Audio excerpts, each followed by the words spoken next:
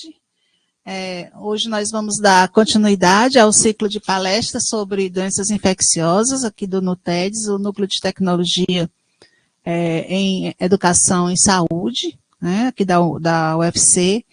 E hoje nós vamos ter a professora Terezinha do Menino Jesus, que é médica do Hospital São José, médica assistente, e professora titular de doenças infecciosas com mestrado e doutorado, né, em doenças infecciosas. Ela fez uma pós-graduação em São Paulo, né, e depois ela fez parte da pós-graduação dela, ela fez na Virgínia, nos Estados Unidos, uma pessoa extremamente preparada, que tem trabalhado em doenças infecciosas ao longo da sua trajetória e com uma atenção especial para os pacientes com tuberculose e HIV, e os pacientes, as pessoas portadoras de infecção pelo vírus HIV. Então, ela tem essa preocupação com o diagnóstico e com o acompanhamento dos pacientes portadores dessa infecção, e o quanto eles precisam ser vistos e acompanhados pela atenção básica, e o que é que o profissional da atenção primária pode fazer para melhorar a qualidade de vida e o acompanhamento dessas pessoas. Então, professora Terezinha, pode ficar à vontade para a sua apresentação. Obrigada, Mônica. Muito obrigada pela apresentação. Então, vamos lá. Vou só colocar aqui o cronômetro para eu não me adiantar no passar do tempo. Então, vamos lá. Bom, a gente já tem mais de 40 anos de pandemia, né? Então, foi em dezembro de 1981 que foram publicados esses primeiros trabalhos e que chamaram a atenção, né, do Centro de Controle de Doenças americano, e que começou a investigação, e isso no ano seguinte já ganhou a imprensa, e foi todo aquele processo, né, aquela coisa que a gente viveu parte disso. Não tão intenso, a gente viveu em 2020 agora com a pandemia da Covid, mas foi também um período muito turbulento, né, o início da infecção do HIV, pelo desconhecimento, né, do vírus, de tudo, e as informações, inclusive, eram bem menos do que a gente tinha com relação ao Covid, né, que a gente identificou o vírus em semanas, né, 2 semanas você já sabia quem era o agente da Covid, e do HIV a gente levou 2 anos, né, mais de 2 anos para descobrir qual era o agente dessa doença infecciosa, e o desconhecimento, né, gerava uma corrente de informações muito mal divulgada, e que causou, né, sofrimento para muita gente, tá? Mas a gente vai ver que com o passar do tempo as coisas melhoraram, né, com relação ao HIV, né? Professora Terezinha, desculpa lhe interromper, você precisa compartilhar a sua tela? Valha Jesus, eu esqueci de compartilhar, mas olha, e eu te falei que eu sabia mexer com esse, né, eu tinha dito que não tinha problema, que eu sabia, e acabei esquecendo o principal, que era compartilhar a tela, desculpa, fazendo isso agora.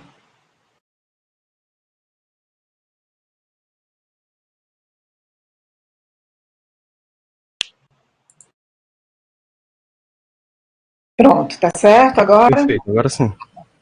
Então, esses foram os dois pesquisadores, né, cientistas, que ganharam o prêmio Nobel exatamente porque eles identificaram o agente da infecção pelo HIV. A origem do vírus, né, como tudo no mundo, surgiu na África, né? A vida humana surgiu na África, né? Pelo menos humana, a gente sabe que sim. E muitas coisas, né? Muitos seres vivos, né, provavelmente iniciaram na África. Então, é a nossa grande mãe, a Mama África, né? Então, o fato do vírus ter origem, né, dentre macacos, na África, isso não é motivo nenhum de assombro, isso não é motivo nenhum de preconceito, muito pelo contrário, porque a vida, provavelmente, teve origem na África. Então, o vírus HIV, a gente tem 2 tipos de vírus, o HIV-1 e o HIV-2, e o HIV-2, ele tem uma homologia, ele tem uma identificação, né, muito grande com o vírus desse macaco, que é o Sweet Mangambi, né, que nele não causa nenhuma doença, mas em outros macacos ele causa uma doença muito parecida com HIV, que é uma imunodeficiência em macacos, né, E eles compartilham em torno de 80% a 82% do genoma. Então, o HIV2 provavelmente se originou dele. E o HIV1, muito provavelmente, se originou também de outros macacos, né? Os vírus que causam imunodeficiência, e que, na verdade, os vírus de imunodeficiência dos macacos, existe uma gama grande deles, nem todos causam imunodeficiência, muitas vezes eles convivem, esses animais convivem tranquilamente com esses vírus, né?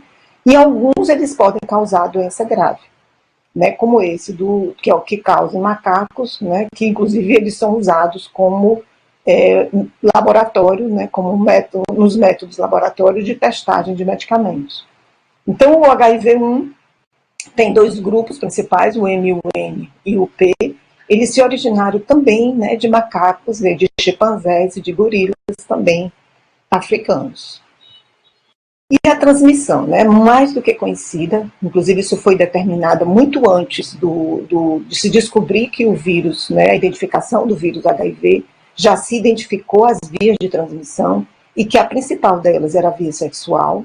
Mas o vírus podia também ser transmitido por via percutânea, através de sangue, derivados, compartilhamento de seringas, por risco ocupacional, através da transmissão vertical, né? Mas, sem dúvida nenhuma, a principal é a transmissão sexual. Né? De longe, é a principal transmissão do HIV.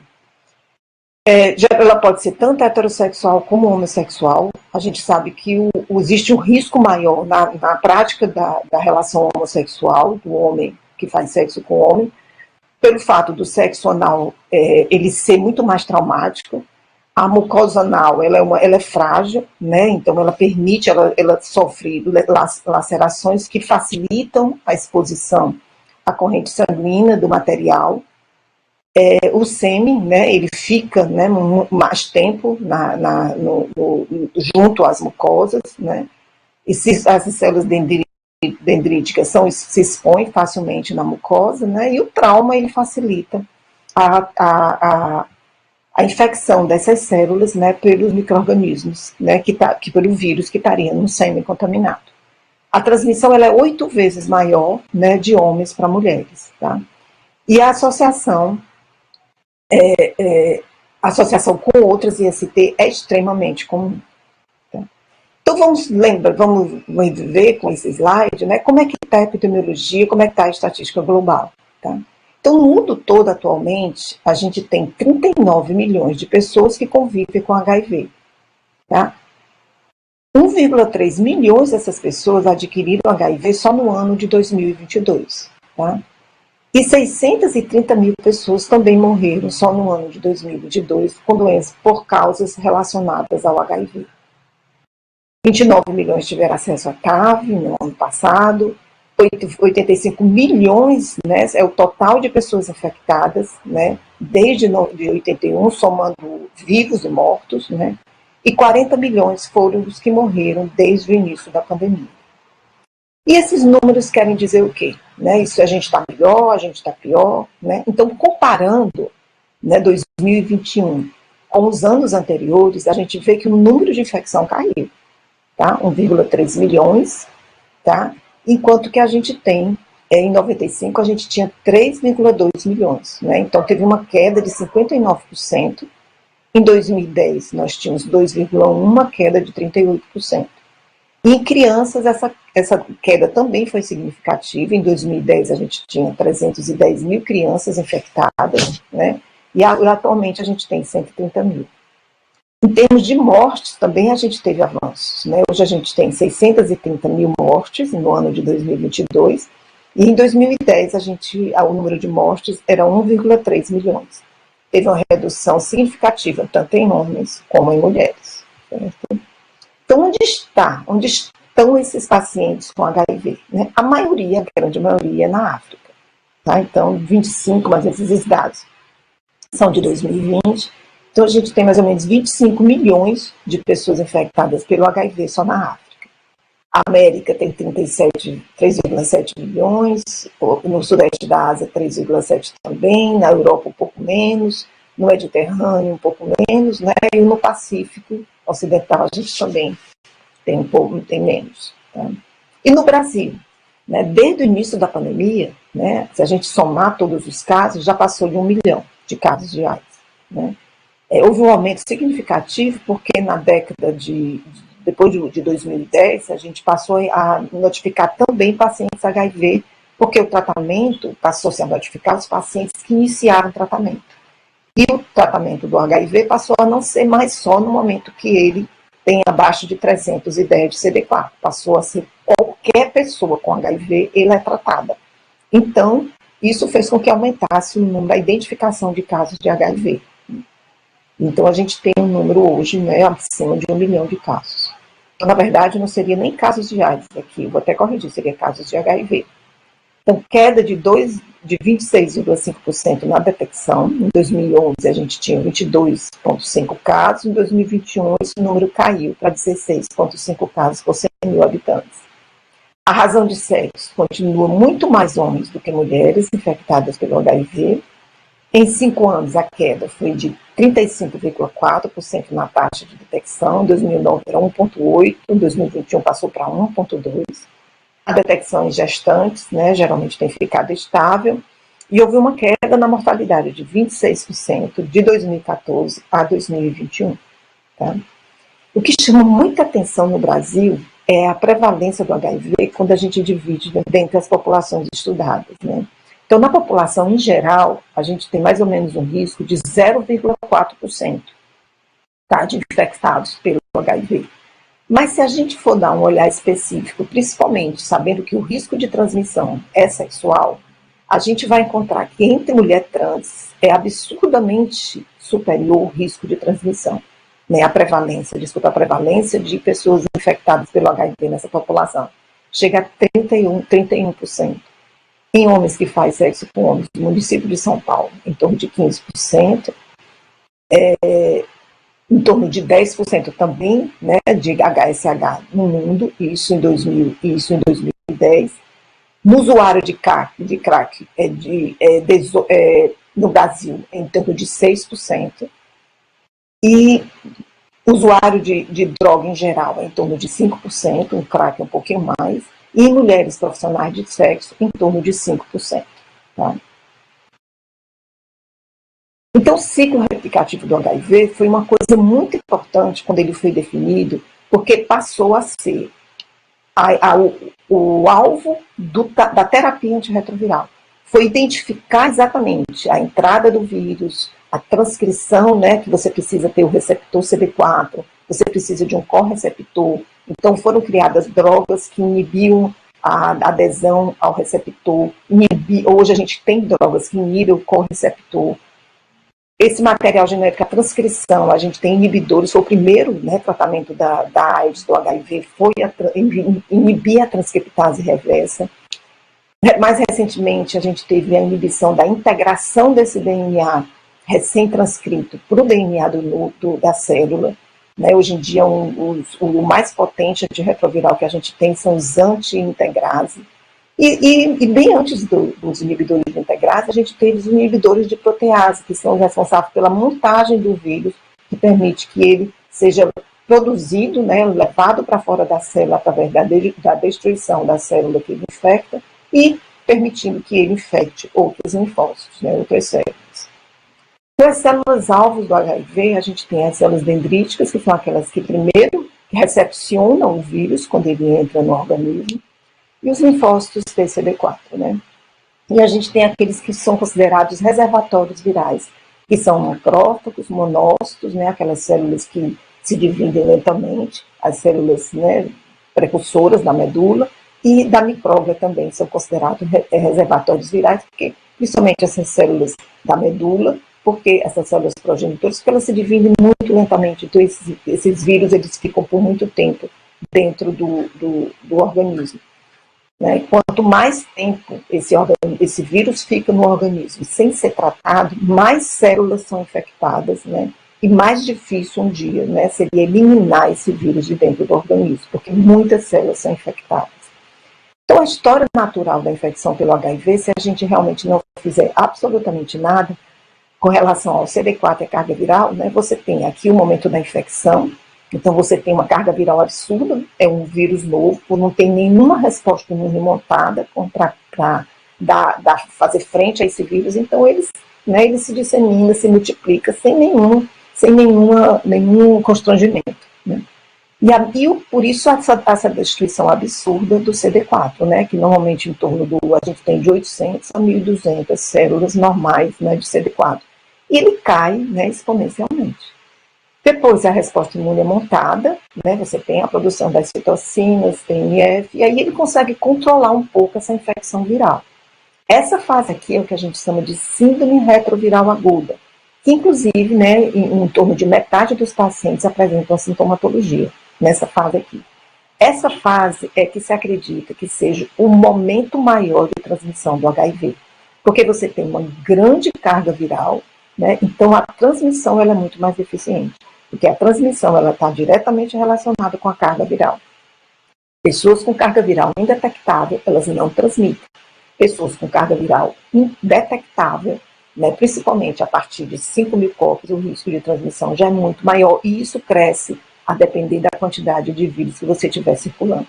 Então, montando a resposta imune, essa carga viral começa a cair, porque o vírus ele está sendo controlado, a resposta imune está sendo, de certa forma, efetiva, né, que é variável essa resposta. Algumas pessoas, alguns pacientes, eles têm o que a gente chama são controladores de elite, eles montam uma resposta tão eficiente que eles negativam essa carga viral. Essa carga viral vai para níveis indetectáveis, né? Esse paciente, durante muito tempo, a gente não tratava, porque a gente achava que não existiam trabalhos que mostravam vantagem. A gente expôs pacientes a medicamentos que eram, somente no início, né, da terapia antirretroviral, eles eram muito agressivos, né, eles tinham muito efeito colateral, e esses pacientes estavam evoluindo muito bem, carga viral indetectável, eles faziam o que a medicação iria fazer.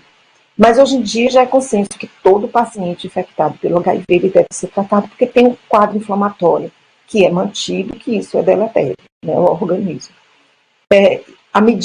Essa resposta, quanto mais eficiente for essa resposta, então se você conseguir controlar essa carga viral e diminuir essa quantidade de vírus que está multiplicando, você vai ter uma evolução mais lenta para esse quadro final, que é o quadro de AIDS. Se a sua resposta é uma resposta ruim, você às vezes, um percentual menor de pessoas, ela pode evoluir muito rapidamente para essa fase de AIDS, né? A maioria dos indivíduos, eles têm uma resposta moderada, né, razoável ao HIV, e eles entram numa latência clínica que pode manter por 5 a 8 anos, pode chegar até a 10 anos, e fica nessa resposta inflamatória. Vírus são produzidos, infectam células, eles são destruídos, e aí com o tempo você começa a ter essa resposta inflamatória, cada vez mais causando cicatrizes, cada vez mais diminuindo a montagem da resposta, isso levando ao nível de um CD4, que é abaixo de 200, na qual as infecções oportunistas elas começam a aparecer. E isso ocorre, geralmente essas infecções oportunistas, elas são aquelas doenças que você já tinha, uma tuberculose, que o indivíduo era infectado, era um toxoplasmose, que ele era infectado anteriormente, era um CMV, que ele era infectado, era um herpes, que tinha a sua latência, e que aqui ele não consegue mais ser controlado pela resposta imune. Então o indivíduo começa a apresentar formas graves, né, de doenças que anteriormente conseguiam ser controladas, né, como o pneumociste carine, como o histoplasma, que a pessoa entra em contato e consegue controlar. Mas aqui, quando ele baixa esse CD4 abaixo de 200, ele não consegue mais controlar essas manifestações, tá? Então você entra naquela falência imune que não tem ainda nenhuma outra doença que cause nem transplante, nem que produz uma imunossupressão por conta, né, do próprio tratamento do transplante, pós-transplante. Nenhuma quimioterapia faz o que a própria HIV faz, destruindo totalmente a resposta imune e impossibilitando a vida, porque viver é você interagir com o meio ambiente, né? E o indivíduo não tinha mais condições de interagir, porque poderia pegar infecções, né, tanto externas, como aquelas que ele já era infectado, poderiam aparecer. Tá? Então, quanto tempo leva para esse vírus atingir a corrente sanguínea, né, a partir do momento da exposição? Então, você tem a exposição do HIV na superfície mucosa, você tem a infecção das células dendríticas, né, a infecção das células CD4. Esse vírus dentro dessas células, né, ele é transportado, inclusive essa apresentação das células dendríticas às células CD4 é feita dentro do linfonodo, tá? e no terceiro dia cai na corrente sanguínea. Ou seja, por isso que você, quando faz a profilaxia pós-exposição, você faz isso até 72 horas, até 3 dias. Ou seja, para impedir que esse vírus caia na corrente sanguínea. Porque uma vez que ele caiu na corrente sanguínea, aí fica difícil, você não consegue mais controlar a infecção.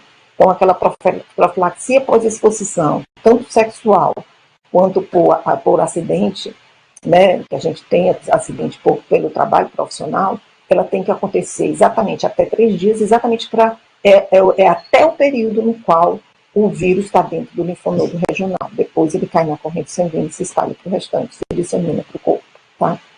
Então, aquela infecção primária, que é aquele momento que eu falei, que você tem o maior risco de transmissão, porque o indivíduo está relativamente saudável, 50% deles não tem sintomatologia nenhuma, estão muito bem, e esse indivíduo, ele transmite com muita eficiência a infecção, porque ele tem uma quantidade absurda de carga viral. Então, os sintomas podem iniciar de 5 dias a 3 meses do contato, você pode ter um quadro viral semelhante a uma mononucleose, com a linfadenomegalia generalizada. Então, a investigação de infecção pelo HIV ele deve ocorrer nesses quadros virais, que a gente chama, esses pacientes que têm esses mononucleose-like, eles devem ser incluída a infecção pelo HIV como agente dessas infecções. Pode ser uma mononucleose, pode ser um tórax, pode ser um CMV, pode ser sífilis e pode ser HIV. Tá? Quanto mais intensa, né, for essa resposta, tá, a mais rápida a progressão para AIDS. Isso é aquilo que eu falei. Pacientes que têm não conseguem montar uma resposta uma efetiva, pelo menos medianamente eficaz do CD4, eles têm uma chance maior de evoluir para AIDS. E os sintomas geralmente são sintomas sistêmicos, né, acometendo vários órgãos. A Organização Mundial de Saúde, ela estadiou a infecção pelo HIV, que ela chama de no estágio clínico 3 e o estágio clínico 4, né? Por que esses estágios são importantes? Porque são aqueles nos quais o paciente começa a apresentar alguma sintomatologia relacionada ao HIV, e que sintomatologia é essa? Que quer dizer que a resposta imune está começando a falhar, né?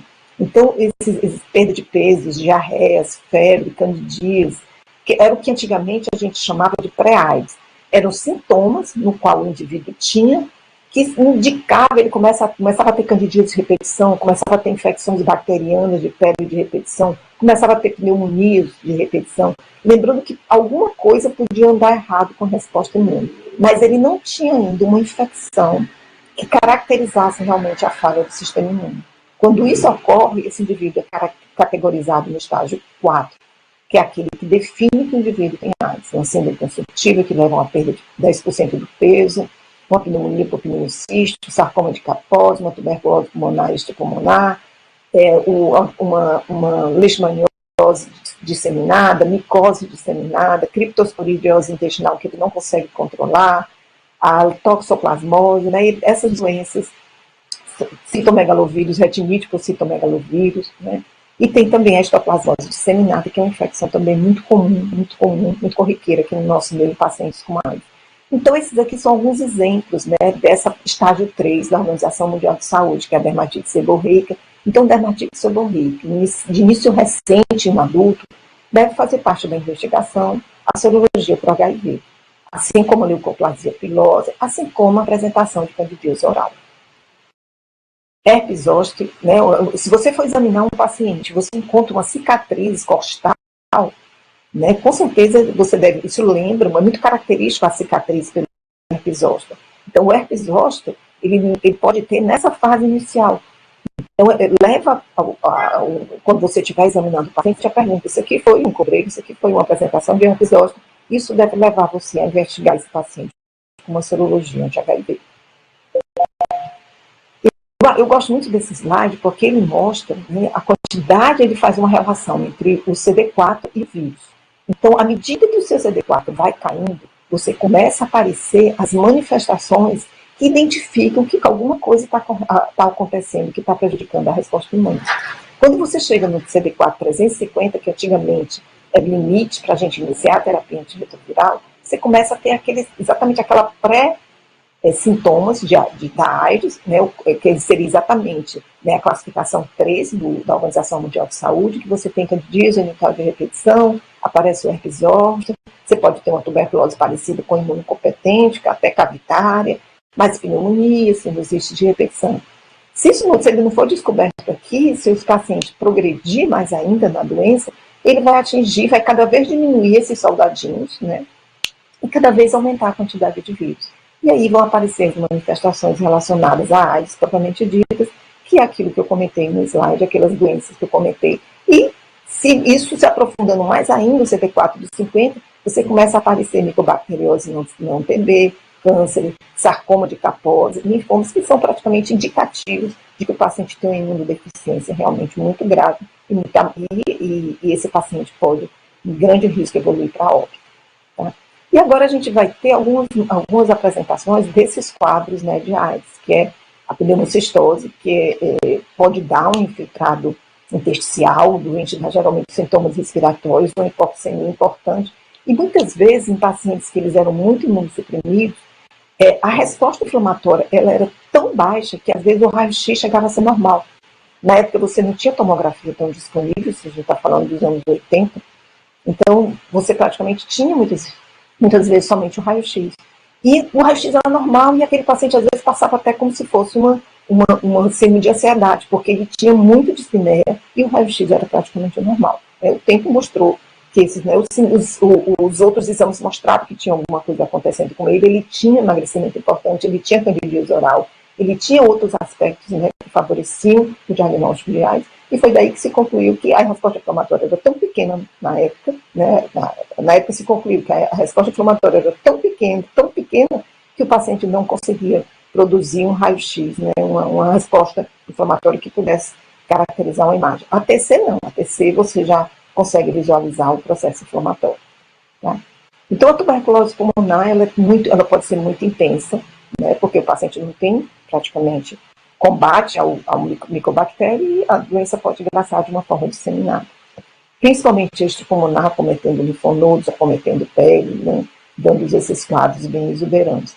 Tudo no HIV era muito exagerado. Né? Esse aqui é um paciente com histoplasmose, com lesões de mucosa, lesões de pele, infiltrado pulmonar muito intenso. Geralmente esse paciente era chocado, muitas vezes precisava ir para uma UTI. A toxoplasmose ela abriu muitos quadros de AIDS. Né? O indivíduo convulsionava, a cefaleia era o principal sintoma, e apresentava essas lesões, né, geralmente próximo, né, ao núcleo da base, que levavam a desvio, né, desvio de linha média, impedindo de modo algum, não poderia de modo algum fazer punção lombar, e esses pacientes, eles alguns evoluíam para óbito, outros realmente tinham uma resposta, graças a Deus, muito rápida ao tratamento. Tá?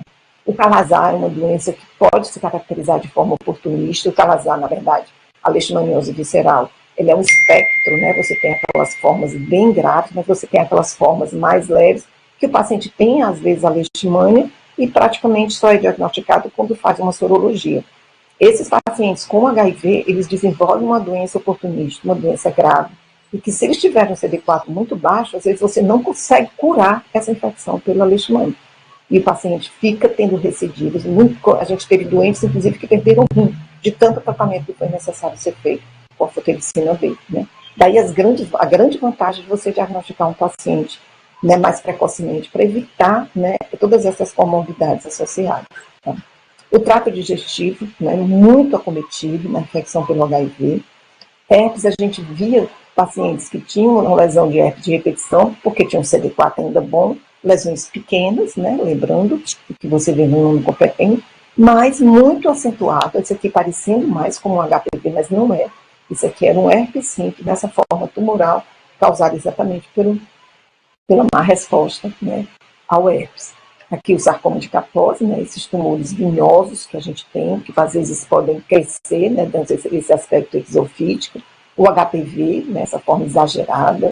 Molusco contagioso, né, você tem, às vezes o paciente tinha essa região genital toda acometida por molusco. A dermatite eosinofílica era muito relacionada, né, à carga viral. E olha a agressividade desse cobreiro, né, desse herpes zoster no paciente imunossuprimido.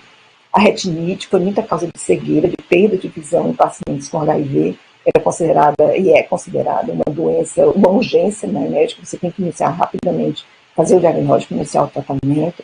E os cânceres, né, que acompanhavam muito esses pacientes com HIV. Né, todo paciente com câncer, principalmente jovem, ele tem que ser solicitado do anti-HIV, faz parte da investigação. E a síndrome diarreica é a principal causa, né, de internação, é a principal causa de início da sintomatologia do paciente com HIV, principalmente aqui no nosso meio. A gente ainda vê esse tipo de doente. Era o doente que a gente via de HIV, inclusive esse estigma do emagrecimento ainda tem até hoje, né? Os doentes têm pavor à história do emagrecimento, porque remonta àquele época dos anos 80, que era característico do paciente HIV, ter um emagrecimento acentuado. Felizmente, a gente tem visto menos, mas aqui no Brasil, ainda em torno de 40%, né, alguns locais chega a 60%, do diagnóstico de HIV é dada nessa fase aqui. Por isso que a gente vai ver que tem alguns programas que foram implementados exatamente para tentar combater isso, tentar diminuir a identificação do HIV nessa fase avançada, tentar ver se você faz o diagnóstico de uma forma mais precoce. E a síndrome de reconstituição imune, eu tive uma aluna que eu acho que para mim ela foi a melhor definição que ela disse. Ela é doutora, essa síndrome de reconstituição depois da queda do coice. Né? Então, o paciente pega o HIV e aí depois que ele começa a terapia antirretroviral, que ele reconstitui a imunidade dele, ele começa a piorar daqueles sintomas, daquela manifestação que ele tinha anteriormente. Na verdade, a característica da reconstituição imune é o paciente manifesta, ele tinha um gânglio, já estava melhorando esse gânglio com tratamento, vamos dizer que era um tratamento para tuberculose, era um gânglio por TB, e aí o paciente começa a terapia antirretroviral e de repente aquele gânglio que já estava desaparecendo começou a piorar, começou a ficar inflamado e começou a supurar. E o paciente se sentindo bem. Às vezes tem febre associada, mas o estado geral bom. Isso é bem característico da reconstituição imune. A manifestação aparece, às vezes ele piora, ele tem uma pneumocistose, às vezes piora do quadro da pneumocistose, piora da dispneia, mas estou me sentindo bem. Né? O estado geral é mantido, é uma característica da reconstituição imune. Então vamos falar um pouquinho sobre o diagnóstico, tá? Então, você pede um teste diagnóstico quando você quer diagnosticar uma infecção pelo HIV. Você suspeita ou porque o paciente teve um contato, porque o paciente espontaneamente ele se considera dentro daquela população-chave, né, e ele quer se testar para HIV, ou o paciente já tem alguma sintomatologia, né, que sugere uma deficiência de imunidade. Você faz isso por triagem sorológica, né, no banco de sangue, no transplante e para estudos de vigilância. Os exames que são usados hoje ainda é o ELISA, né, agora de terceira e quarta geração. De terceira geração ele detecta IgM e IgG. Se a gente olhar aqui esse gráfico, a gente vê que o IgM, né, a gente sabe disso, isso é para todas as doenças, o IgM ele aparece inicialmente, depois é que surge o IgG, tá? E aí tem esse antígeno P24, que ele aparece bem antes, né, da produção do anticorpo, e a gente tem aqui, né, o material molecular do vírus, que a gente detecta mais precocemente ainda. Com isso, se permitiu reduzir enormemente, né, a janela imunológica, né, daquele período no qual o doente tem um HIV e não é detectado nos exames. Então, isso foi muito importante nos bancos de sangue. Né? Então, esses exames de quarta geração, eles conseguiram, né, diminuir bastante essa janela. Então, hoje, você pode detectar o paciente mais precocemente usando esses ELISA de quarta geração, porque eles detectam também o antígeno. Né? E, inclusive, nos bancos de sangue, eles fazem, né, a detecção, inclusive, também, né, e, na verdade, hoje em dia, a confirmação é feita com o teste molecular. Tá? Esses testes complementares, para você ver aqui, eles não são tão sensíveis quanto o teste ELISA. Eles são mais específicos, mas eles não são tão sensíveis. Por isso que o ELISA é usado como um screening, né, como para rastrear a infecção pelo HIV, porque ele é mais sensível. Né? Inclusive, ele pega uma infecção bem mais precoce. O Western blot ele só detecta o IgG. Ele é específico, mas ele é menos sensível. Tá? E os testes moleculares, eles são muito mais eficazes. E o diagnóstico sorológico, ele não tem mudado nos últimos anos. Você precisa de 2 testes. Um inicial, que é esse mais sensível, e o segundo, mais específico, que são esses testes complementares, que diagnosticam, sem dúvida, que o doente tem HIV. Tá? Você pode testar por os testes rápidos, que foi um grande avanço que teve no diagnóstico do HIV, esses testes rápidos, eles saem um resultado rápido, né? E tem os autotestes também que você pode solicitar, inclusive tem um projeto que eu vou comentar sobre isso, no qual você pode solicitar e se testar, né? Já que você algumas pessoas que queiram garantir a sua privacidade. Esse fluxograma aqui, ele mostra, né, você faz inicialmente o fluxograma mais recomendado para ser realizado nos laboratórios para diagnóstico de HIV, você usa o ELISA de quarta geração, então ele dando positivo, você confirma com o PCR, certo? E não é qualquer resultado positivo que você considera que esse paciente está infectado pelo HIV, ele tem que ter no PCR, na carga viral, mais de 5.000 cópias. Eu já acompanhei um paciente, esse paciente era de Sobral, no qual ele ficou por anos, ele ficou por mais de 5 anos fazendo terapia antirretroviral, porque ele fez uma ELISA, esse ELISA deu positivo, né? E ele fez, ele ficou sendo tratado, só que inclusive confirmou o ELISA, e ele ficou sendo tratado, foi um falso positivo desse paciente, ele ficou sendo tratado para HIV durante anos.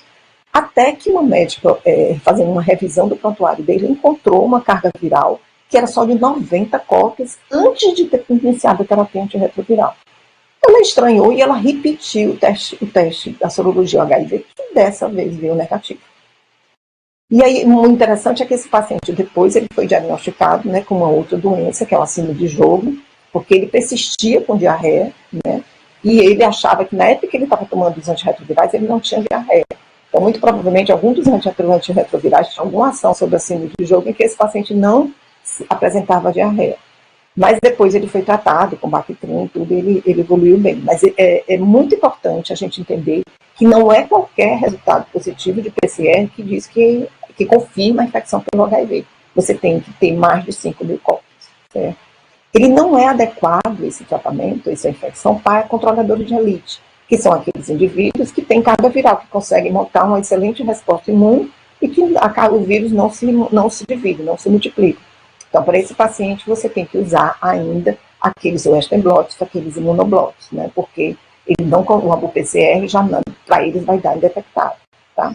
E ele não é reconsiderado também para diagnóstico em criança, em recém-nascido, porque tem os que são transferidos, né, pela placenta, né, pela mãe.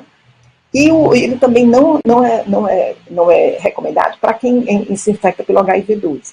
A maioria dos vírus que a gente tem circulando no Brasil é o HIV-1. O HIV-2 ele é mais restrito à África, ele é mais indolente, ele é menos agressivo do que o HIV-1.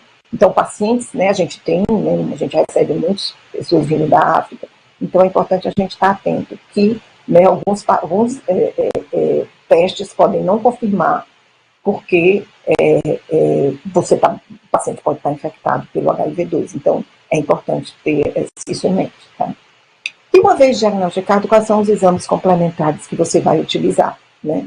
Você vai pedir a contagem de CD4, carga viral, você vai fazer uma genotipagem pré-tratamento, que isso geralmente é recomendado para gestantes, pessoas que têm tuberculose, parceria, pessoas que se infectaram de parceiros em uso de terapia antirretroviral, para crianças e adolescentes e pessoas que estavam em uso de PrEP, né? Para esses você tem que solicitar genotipagem pré-tratamento.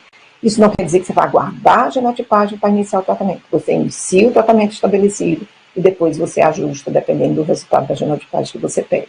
Faz uma avaliação inicial, né, avaliando o hemograma, exames da função renal e hepática, e pede esses exames para ver com infecções, né?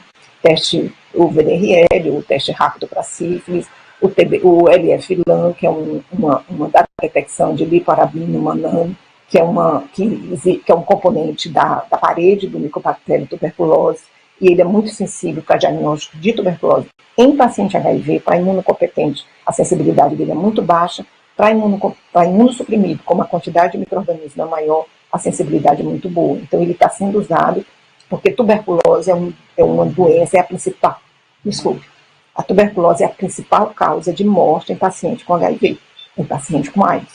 Então, por isso a importância de você detectar precocemente se esse paciente está infectado pelo Mycobacterium tuberculose. O antígeno para criptococcus, você também, né, é fluxo lateral e é teste rápido. para você diagnosticar também um curso, né? Às vezes o paciente ainda não iniciou a sintomatologia de uma meningite criptocócica, mas ele já pode ter um antígeno positivo. E você iniciando precocemente o tratamento, você impede que esse paciente evolua, né, para uma doença tão grave. Você pede os testes, né, para hepatite, imunoglobulina para toxoplasmose, em alguns locais a KTLV, principalmente na Bahia, Rio de Janeiro, que tem uma prevalência maior. Você pede o PPD ou o IGRA, às vezes está difícil a gente conseguir o PPD, mas o LACEN já está fazendo o IGRA, né, que é um ensaio de liberação de gamintéfero, que ele faz a mesma coisa do PPD, ele diz que o indivíduo está infectado pelo micobactéria tuberculose e um raio-x de tórax. Então, esse seria uma avaliação inicial no paciente com HIV. A gente vai ver o cartão de vacinação desse paciente, né, a necessidade dele se vacinar para influenza, para Covid-19, HPV, pacientes, homens e mulheres até 45 anos, né, com CD4 acima de 200 células, podem ser vacinados para HPV. É importante vacinar para pneumococo, ver a vacinação para hepatite A, hepatite B, como é que está o reforço da difteria e tétano, vacinar para hemófilos, influenza, aqueles abaixo de 19 anos que não foram vacinados. E a tríplice viral, varicela e febre amarela vai depender do CD4, né, que são vírus atenuados, né, vai depender da imunidade do indivíduo. A vacinação, a gente geralmente espera o paciente melhorar um pouco a imunidade, né, aumentar o CD4, para que aquela resposta seja mais robusta, né, seja mais eficiente. E você vai iniciar as profilaxias primárias, né, a depender do CD4. Né, para pneumociste, para toxoplasma, geralmente o Bactrim é uma droga maravilhosa, porque faz prevenção tanto para pneumociste, para toxoplasma, e para o micobactério, a gente tem hoje em dia, para aqueles, né, infectados pelo micobactério tuberculose, ou mesmo aqueles que não têm o PPD, mas que têm CD4 abaixo de 200, já é indicado, ele não vai responder ao PPD, né, o IGRA é possível ser negativo por conta da ineficiência de resposta. Então, você pode usar nesses pacientes a rifampicina associada à isoniazida. Antigamente era a isoniazida que era de escolha, hoje em dia não mais. Hoje em dia é a rifampicina e isoniazida. Por quê? Né? A gente tem essas três possibilidades, ou a isoniazida associada à rifampicina, ou a rifampicina ou a rifampicina. Mas a preferência pela isoniazida associada à rifampicina é porque diminui o tempo. Antes a gente fazia por 6 a 9 meses de isoniazida. A gente vai fazer por doses semanais a cada 3 meses. A quantidade de comprimido é grande, né? Mas a vantagem é que reduziu bastante o tempo. Você vai tomar isso aqui, esses 6 comprimidos de rifampicina e esses 3 comprimidos de isoniazida, se for de 300 mg, você vai usar por 3 meses, uma vez por semana. Né? Então, diminuiu bastante o tempo. Tá? Então, embora o tratamento antirretroviral ele tenha reduzido o número de mortes, né? A gente viu isso, esse avanço, esse acesso da terapia antirretroviral não é universal. As perspectivas de tratamentos curativos e de vacinas são certas, né? As vacinas realmente têm sido um sucesso, né? Conseguir vacina para HIV. E assim, a AIDS continuará a representar uma ameaça significativa à saúde pública, né? Nas próximas décadas. E a gente precisa que medidas, né, sejam feitas para isso, principalmente para tentar diminuir isso que a gente tem visto, que o HIV, que o percentual maior, 40% a 60% dos pacientes diagnosticados com HIV, principalmente aqui no Ceará, eles têm CD4 abaixo de 200, são caracterizados daquele quadro, naquela forma 4, né, da Organização Mundial de Saúde, já tem AIDS totalmente estabelecido. Tá? Então, esse projeto de AIDS avançado é um projeto do Ministério da Saúde, que o Ceará está sempre contemplado, que a intenção é iniciar no mesmo dia do diagnóstico, ou em até 7 dias, exceto nessas condições de meningite criptocócica ou tuberculose, né, o tratamento para a terapia antirretroviral. Né? Então, principalmente em gestantes, pessoas com infecção aguda, para você quebrar aquela cadeia de transmissão, e na presença de doença definidora de AIDS. Então, o objetivo é exatamente prevenir a transmissão, detectar é igual a intransmissível, redução da morbidade, mortalidade, as comorbidades também serão reduzidas no futuro, né, aquelas comorbidades metabólicas, e você recuperar a função imune, né, restabelecer isso. Então, isso faz com que a gente tenha testes rápidos, tanto para CD4 como teste rápido para carga viral, tá? Mas, na verdade, esses dois testes rápidos, a abutipina e esse imunocomatográfico, são CD4, para dosagem de CD4, a gente já tem esse como teste rápido, mas a gente também tem teste rápido para carga viral. Mas aqui, nesse projeto é só fazer o CD4, porque o CD4 é que vai definir os próximos passos, né? Então, você pode pedir o sangue, você, uma vez incluindo esse paciente tendo o CD4 abaixo de 200, você vai solicitar o PRAG, né, para criptococcus, o LAM para tuberculose, o antígeno urinário para histoplasmose, que a gente tem uma mortalidade absurda, e a gente suspeita, inclusive, que essa talvez seja igual, se não maior, do que a tuberculose, causada pelo histoplasma. A gente é uma área hiperendêmica para a histoplasmose, e a gente faz aqueles testes rápidos, né, para hepatite B, para hepatite C, e o teste PACIFIC. Então, esse seria o fluxograma. Então, isso é para os pacientes com doença avançada pelo HIV. É aqueles que estão no estágio 3 ou 4, lá no começo da aula, quando eu falei daquela classificação da Organização Mundial de Saúde. Você faz o CD4, o teste o rápido, com 2 horas você tem o resultado, e aí você inicia o Bactrim, que você vai evitar uma pneumocistose, você vai evitar uma toxoplasmose, e você ainda vai de quebra evitar também uma histoplasmose, porque o Bactrim, ele age também sobre o histoplasma. E aí, se esse paciente tiver um CD4 abaixo de 200, você vai realizar todos aqueles testes, né?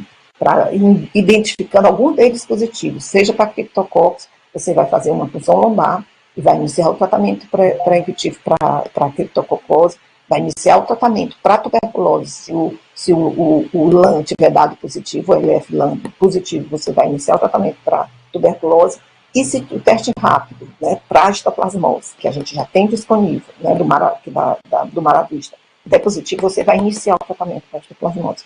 Com isso, a gente quer ver se a gente consegue diminuir essa mortalidade, né, absurda que é associada à infecção tardia, à identificação tardia do paciente com HIV. Tá? Isso aqui é só para mostrar, né, o teste rápido para o CD4.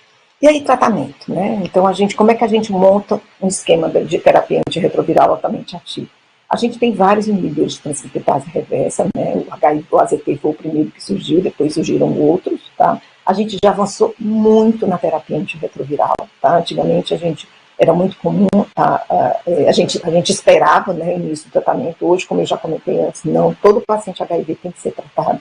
E a gente pega dois inibidores de transcriptase reversa, tá, nucleosídeos, tá, e a gente associa um inibidor de integrase, tá, e aí a gente tem o dolutegravir e o raltegravir, mas o dolutegravir tem uma janela, ele tem ele tem menos resistência, ele leva a menos resistência do que o raltegravir. Então, por isso que ele hoje em dia é recomendado. Então, esse esquema é um esquema utilizado no mundo todo.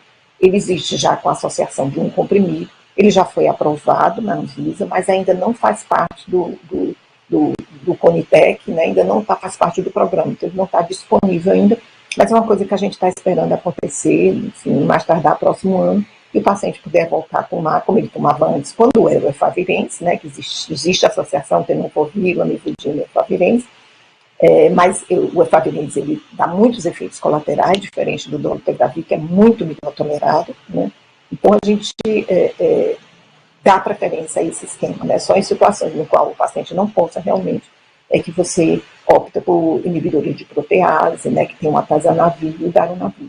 Já existiram outros, mas pela toxicidade e pelo surgimento desses novos, né? O darunavir, principalmente, esses outros, como indinavir, lopinavir, eles praticamente caíram em desuso, e a gente sempre diz assim que já vão estar, porque realmente eles tiveram seu papel, né? Eles evitaram muita morte, sem dúvida nenhuma, mas eles causavam muito dano também.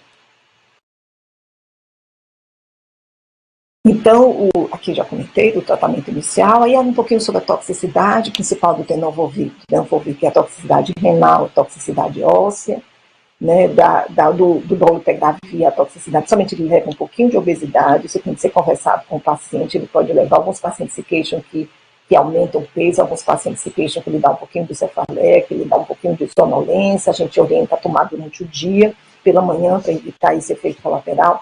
Em alguns pacientes que têm um histórico de depressão, ele também pode alterar um pouquinho o humor, certo? O atazanavir, ele pode levar a cálculo renal, ele tem esse aspecto da icterícia que incomodava alguns pacientes, ele realmente leva, não tem indicação de suspender, mas incomodava os pacientes, eles causaram essa icterícia, certo? E o darunavir, que é um inibidor de protease, está muito associado com dislipidemia, transtorno gastrointestinal, diarreia, flatulência, os pacientes reclamam bastante, né? Nesse slide aqui, a gente mostra bem, né, o início da TAP, né, que foi em 1900, no Brasil ela chegou mais ou menos por aqui, 97, 98. Então, assim, é um marco, sem dúvida nenhuma, no tratamento, na história do HIV, é o início da terapia antirretroviral. Né? Ela mudou totalmente, né? Então, é uma coisa muito gratificante, né? Principalmente eu e a Mônica também, que acompanhou pacientes, né, nos anos 80, que a gente não tinha absolutamente, a não ser tratar as infecções oportunistas, né, e a gente hoje poder ver, né, esse avanço todo. Isso é menos visto nos dias atuais, né, era muito visto quando se usava muito efavirenz, né, que o paciente diminuía né, a gordura, né, aqui na região do rosto, o acúmulo da gordura, na verdade ele retirava a gordura da periferia, né, e acumulava tanto no dorso quanto na barriga abdominal, tanto na parede abdominal. Então isso, graças a Deus, a gente está vendo muito menos com o atazanavir e com o darunavir, né, isso era mais visto com o lopinavir, indinavir. E tem esse projeto da Hora e Agora, que é um projeto que é da iniciativa do CDC, em parceria com a Fiocruz do Rio, que ele quer ampliar o acesso à testagem do HIV para as populações, principalmente as populações-chave, que é aquelas populações, né, HSH, trans, usuário de droga. E aí, como é? O local ela existe nesse posto de saúde, o Carlos Ribeiro, e como é que o paciente chega lá? Né? Ele pode solicitar, ele pode pedir um autoteste, certo? Ele pode procurar o CTA para realizar a testagem. Esse autoteste ele pode pedir pelo site, certo? Ele diz que quer receber em casa ou que ele quer retirar no Benfica, e ele pode retirar lá, né? Lá tem as instruções para isso. Ele é encaminhado de outros serviços, né? E esse serviço funciona de segunda a sexta, 8 às 17 horas. E é muito bom. Eu atendi um paciente no consultório que ele tinha feito o teste, porque ele né, soube que um parceiro estava doente e tal, ele fez o teste, deu positivo, ele ficou desesperado, o que eu faço com isso? Ele foi procurou um posto de saúde e a enfermeira disse, olha, vá no Carlos Ribeiro. Ele foi lá, foi muito bem acolhido, foi orientado com relação foram feitos todos os exames e foi começado o tratamento. Então o paciente, quando veio para mim no consultório, ele já trazia os principais exames que tinham sido solicitados, né, CD4 rápido, e aquelas sorologias que eu comentei, né, não tinha feito aqueles que ele não fez parte não tinha CD4 abaixo de 200, né, não fez parte daquele projeto da AIDS avançada. Na verdade, aquele projeto da AIDS avançada, ela está ocorrendo no São José, né. Eu não sei se ela ocorre em outros locais, eu acho que não, eu acho que ela só ocorre no São José, que é o local, né, onde geralmente, né, esses pacientes são mais vistos, né, na emergência, né, nos ambulatórios lá, no serviço de lá. Então, esse doente ele estava bem, tinha sido recém-infectado. Então, ele, quando foi para mim, o paciente foi muito mais calmo, porque já tinha recebido esse tipo de acolhimento, né. Então, é um projeto muito interessante, né, da prefeitura, né, que exatamente ele recebe esse acolhimento, ele coleta os exames, faz a carga viral, faz o CD4 rápidos, né, faz aqueles outros testes, e se ele tiver menos de CD4, ele ainda traz o TB-LAM, né, para você ver se ele precisa ou não fazer tratamento para infectivo para tuberculose. Tá? Então, hoje em dia, é assim, não tem mais aquele rosto né, com o desaparecimento daquela gordura da região malar, não tem mais aquela face estigmatizada, né, do HIV, não tem mais aquela giba, não tem mais aquele... O paciente é assim, como é que eu vou saber quem tem HIV e quem não tem? Só fazendo o teste. Tá? Então, hoje em dia, a gente tem a gente acompanha dois tipos de paciente. Aquele paciente que tem acesso rápido, né, a diagnóstico, e aí inicia o tratamento precocemente. Aí a gente tem que acompanhar esse doente porque ele acaba tendo esses problemas com relação à inflamação crônica que ocorre, né, com a infecção pelo HIV. Ou então, a gente vê ainda, infelizmente, aqueles casos de AIDS avançado, né, que é isso que a gente tem que diminuir, né, fazer com que essa AIDS, a face da AIDS que a gente encontra no consultório, a gente também encontra, né, nos pacientes da atenção básica, da atenção básica do SUS, né. É claro que lá no SUS a gente encontra também esse tipo de doente, sem dúvida nenhuma que a gente encontra, mas a gente encontra também esses doentes, na maioria das vezes, esses doentes nessa fase avançada, que é exatamente isso que a gente quer diminuir. Falando um pouquinho de prevenção, transmissão vertical do HIV, né, que a gente sabe que ela ocorre mais naquela fase, eu estou passando rápido porque a gente já tá com o tempo esgotado, então ela ocorre mais na fase periparto, né, onde ocorre o maior risco de transmissão, mas ela pode ocorrer durante toda a gestação.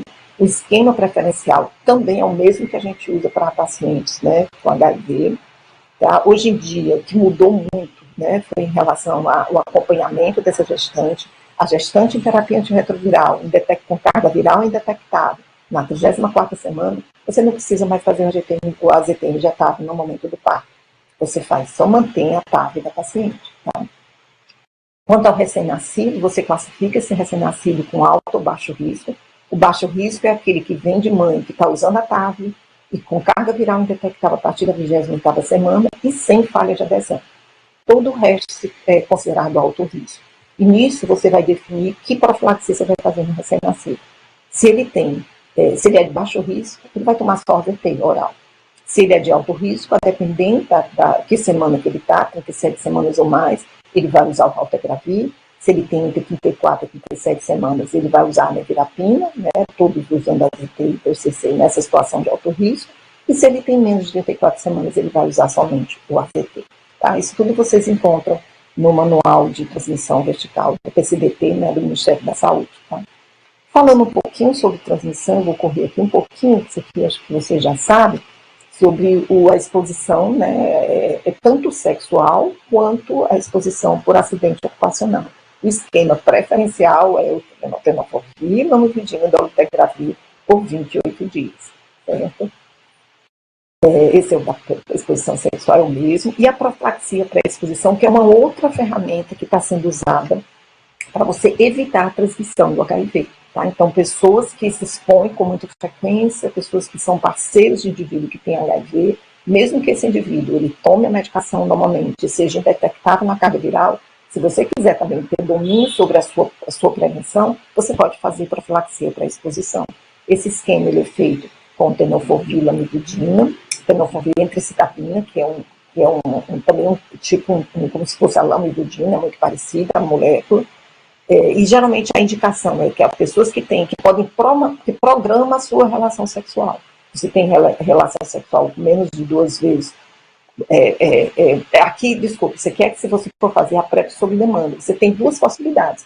Você pode usar a PrEP direto, usar 2 comprimidos, um comprimido diariamente, ou você pode usar a PrEP sob demanda. Você programa que você vai ter relação e aí você faz a prevenção, tá? Isso consiste nessa PrEP sob demanda, você toma um comprimido 2 horas antes, né, antes do sexo, você toma 2 comprimidos.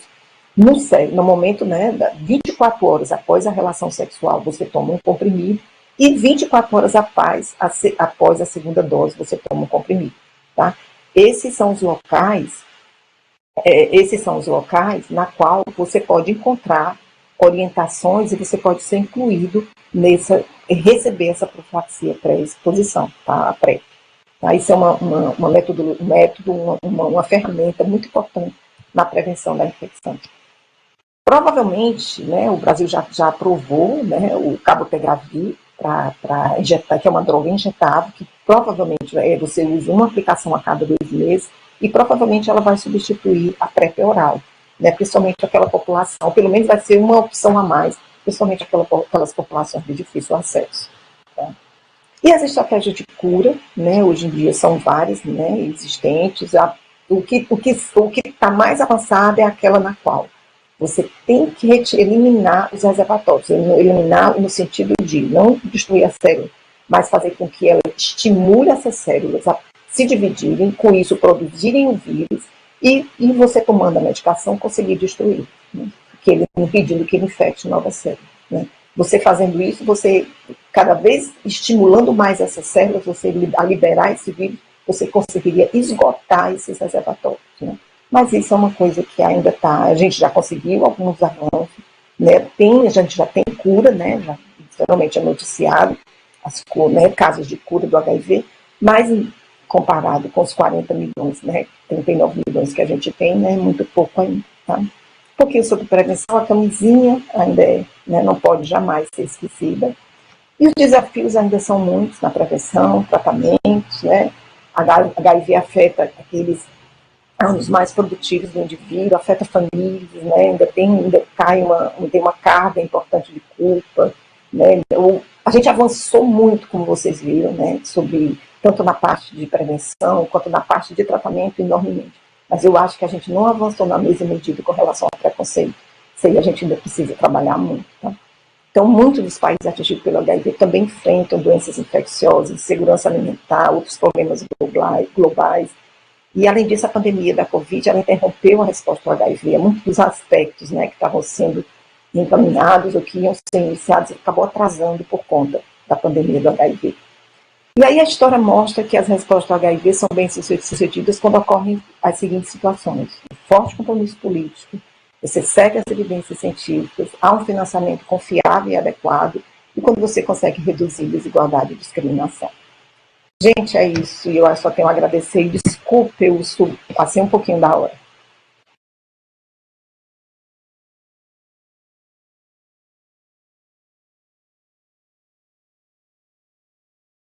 Mônica, não estou te ouvindo.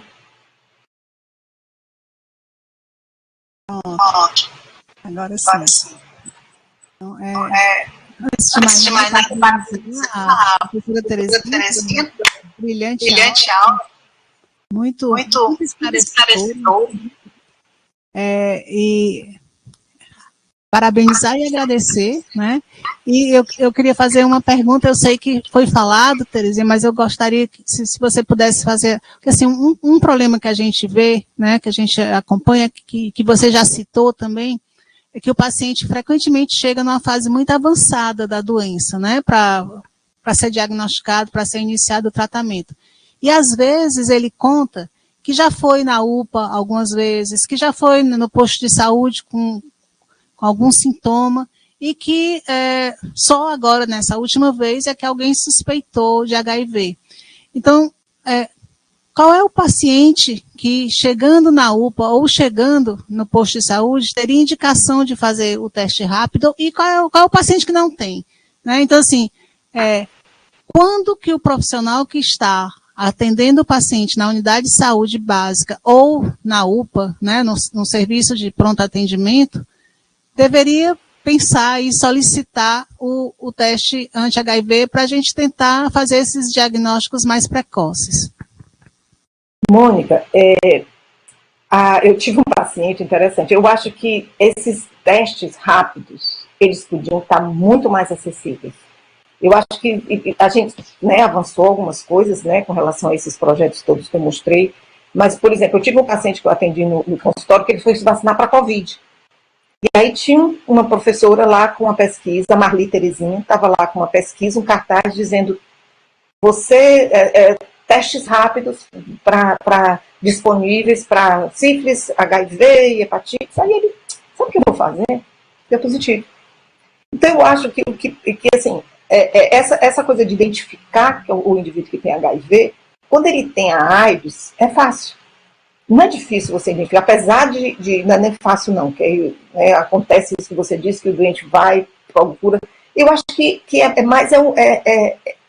tanto do doente, do médico, fazer com ele pensar em HIV, né, entrar no diagnóstico diferenciais das doenças, né, e examinar, olhar para o doente, né. Eu acho que seria isso. E também, para você identificar mais os pacientes, teria que ter, tipo assim, um trabalho, uma decisão de que nos postos de saúde, todos eles, apesar de ter o teste rápido, você não tem a oferta para ele. Na hora que o paciente deu um bom dia no posto de saúde, você não quer se testar para o HIV. Então, eu acho que falta mais isso, esse incentivo para o doente testar. E que isso seja feito de uma forma que não seja na frente de todo mundo, de alguma forma que também o doente tenha um pouco de privacidade, porque você de repente colocar aqui o indivíduo se levantar, na hora que você não vai se levantar e se dirigir para um local onde tem um sinal dizendo que ali tem alguém com HIV, ou que ali faz teste para HIV. Todo mundo vai olhar aquele indivíduo, foi lá fazer um teste. Então eu acho que falta falta trabalhar isso, sabe? Você ofertar mais, isso está mais, não é nem mais disponível, que eu acho que ele está em todos os fóruns. Mas é fazer chegar, fazer acontecer para o doente, né? E lembrar, eu acho que tem uma coisa que lembrar aquelas coisas que eu comentei no início, que é aqueles sinais que dão a entender que o indivíduo tem alguma coisa errada com a resposta imune. O doente, eu tenho sinusite, você está tendo sinusite agora, você tem sinusite com frequência. Ou então aquele doente que volta mais de uma vez à unidade de saúde, com quadro febril, com uma doença infecciosa, seja ela que for de pele, de boca, de IST principalmente, né? Porque se você pegou uma sífilis, se você pegou um cancro mole, se você pegou um herpes, você pode ter pegado HIV, HPV, você pode ter pego HIV. Esse nem se fala. E esse eu acho que já está na rotina, está na cabeça de todo mundo, né? O indivíduo teve um IST, você pede o teste rápido para as outras infecções.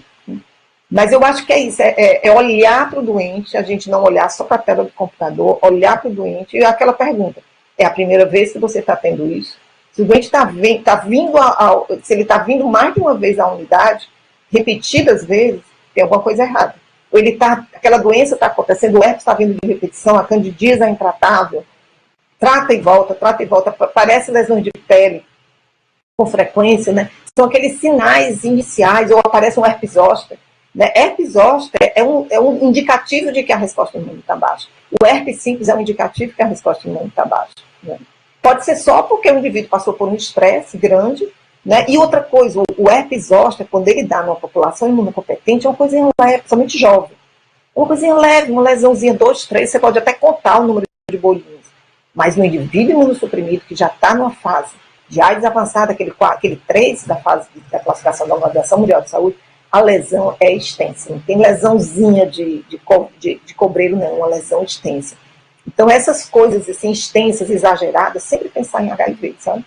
Mas eu acho que o importante também, além de treinar, de conversar, né? Eu acho que somente essas doenças que envolvem saúde pública, como é o HIV, eu acho que anualmente era para os médicos serem lembrados, sabe? Ter tipo um treinamento. Eu lembro que quando eu estava no hospital, não aqui no Ceará, eles tinham um treinamento, uma vez por ano, parava todo mundo, entrava numa sala e aquelas doenças que eram mais prevalentes, elas eram lembradas.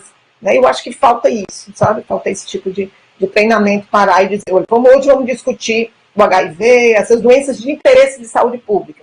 Né? A Covid, o HIV, o Calazar, a Hanseníase, né?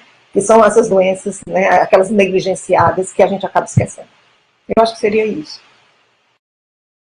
Terezinha, tem mais uma pergunta aqui.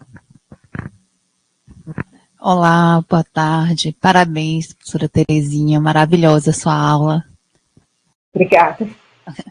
Eu sou Neile, sou cardiologista, faço parte do grupo aqui do NUTEDS e tenho aprendido muito, particularmente nesse modo de infectologia. Parabéns, viu? Para vocês, infectologistas. A pergunta que eu ia trazer, eu, além de cardiologista, trabalho na parte de terapia intensiva. E como clínica, de uma forma geral, a gente tem se defrontado cada vez mais com tuberculose em pacientes jovens, né? E formas mais graves de tuberculose, né? E eu acho que não só eu, como outros clínicos em geral, estão se defrontando, né, com o aumento da incidência da doença. E quando a senhora falou e pontuou que é a principal causa de mortalidade no HIV, eu ia lhe pedir para dar uma dica para a gente, como clínico, quando encontra tuberculose, como pensar reversamente no HIV. Eu tenho um paciente aqui que tem tuberculose, como é que eu tenho que abordar esse paciente em relação à busca de um diagnóstico de HIV nele, uma vez que é a principal causa de mortalidade nesse grupo? Na verdade, essa orientação até já existe do Ministério da Saúde. Quando é que você deve pedir o HIV?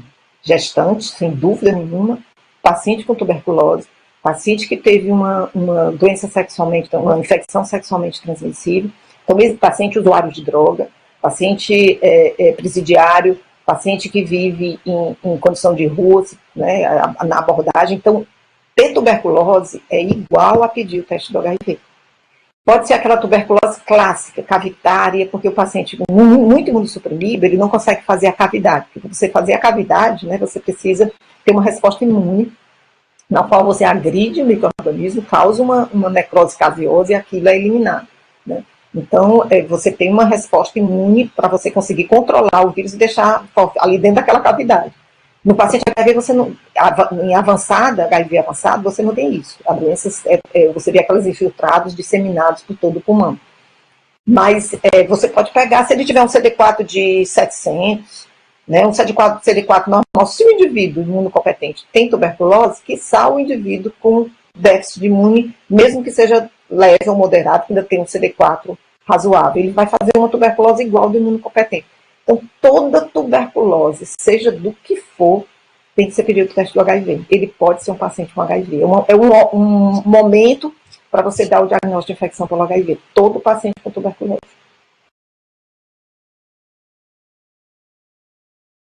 Obrigada. Eu estou quase chegando à conclusão que basta ter vida sexual ativa para você precisar pedir o anti-HIV, né? Então... Não usou camisinha, é um outro motivo, não usou camisinha na relação sexual, né? Motivo de pedir HIV. O problema é que é casados, né?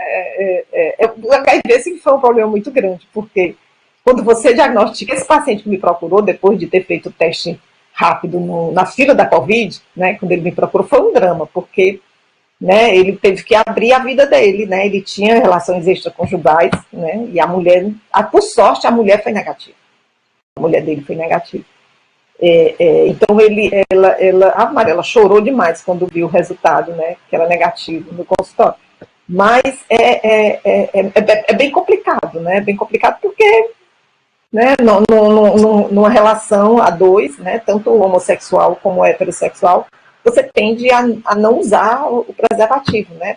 Mas, sem dúvida nenhuma, boa parte, não digo a maioria, porque eu não tenho isso como dado, pesquisado no meu consultório, mas boa parte dos doentes que chegam no consultório HIV positivos, principalmente os pacientes, né, HSH, homens que têm sexo com homem, e uma boa parte, eles não pegaram HIV daquela relação que eles tiveram fortuita, que ali eles se lembram de usar a preservativa, eles pegam daquele paciente que eles se apaixonaram, decidiram morar juntos, e esqueceu que o outro tem uma vida passada, e ele próprio.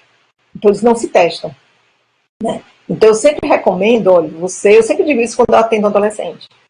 Você vai chegar um momento que você vai se apaixonar, vai achar que aquela pessoa é a pessoa mais linda do mundo, mais maravilhosa do mundo, aquela pessoa jamais poderia ter HIV, que ela não vai poder ter nada, porque a paixão, ela cega.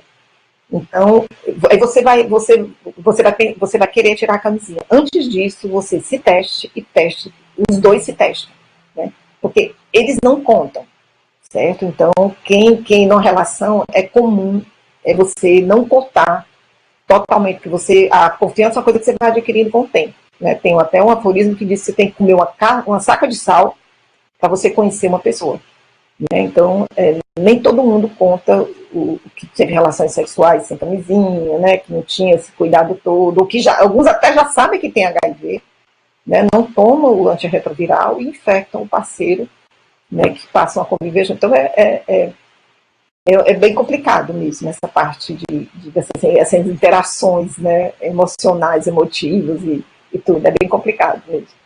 Não é fácil, não. Muito obrigada. Mais alguma coisa que você queira acrescentar ou comentar?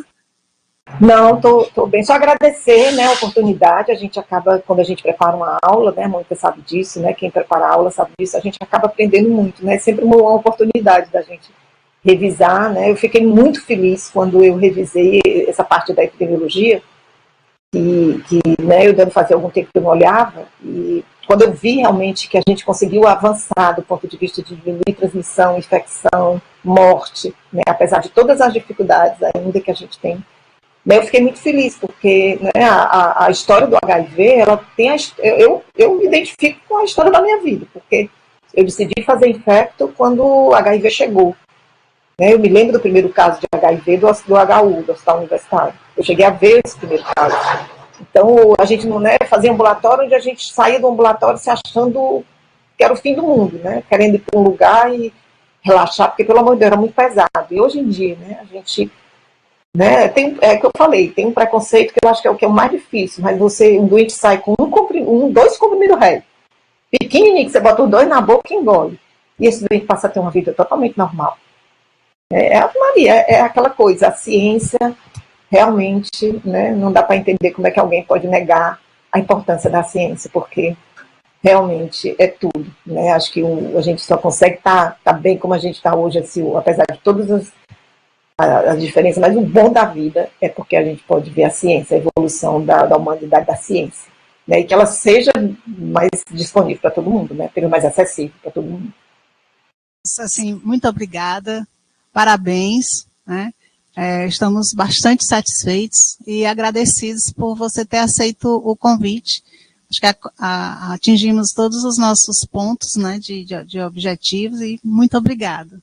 Um abraço, Mônica.